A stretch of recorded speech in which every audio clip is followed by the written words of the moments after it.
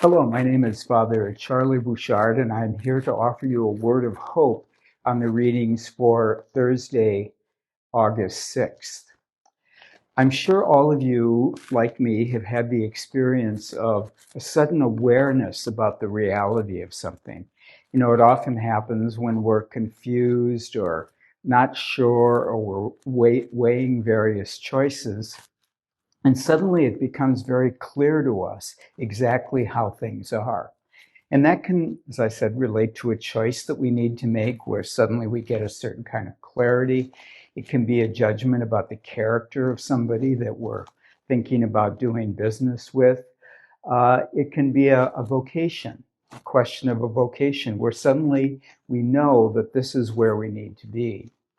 This is kind of what the disciples experience in the story of the Transfiguration today, on a supernatural level, of course.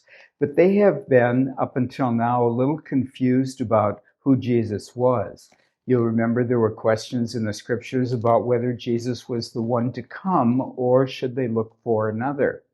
And here in this experience on the mountain, they see Jesus transfigured.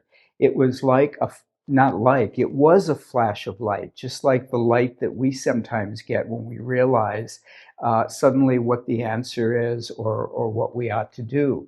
But in this case, Jesus was transfigured so that they were able to see him in a way which gave them certainty about who he was. And in order to bolster that certainty, we see that there are two other figures with him: Moses, who represented the law, and Elijah, who represented the prophets. And they were like witnesses there to say, yes, this is really what you're seeing. You're seeing the Lord and him transfigured, and this is going to make a big difference in your lives. I think the message for us in the Transfiguration is, first of all, that we have to be aware of the person of Jesus as being both divine and human, because here he's obviously recognized as being divine, as being God. But a second thing that we need to realize is that there are manifestations of grace and of truth all around us in the world. There are sometimes things which are very dramatic, which we cannot look away from and which are going to change us whether we like it or not. But there are many other more subtle signs of God's presence or of truth in the world that we might miss if we don't observe carefully. One writer, I think it might have been Annie Dillard, I think, who is a spiritual writer. She said something like, God's mercy and grace are unfolding in the world everywhere. The least we can do is pay attention.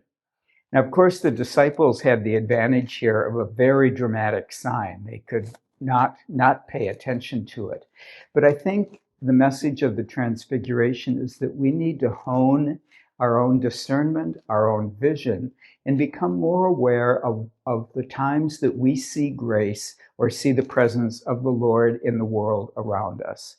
That's kind of a lifelong task, becoming able to see through all the confusion and the complications of the world what's really going on out there and how God is acting in the world.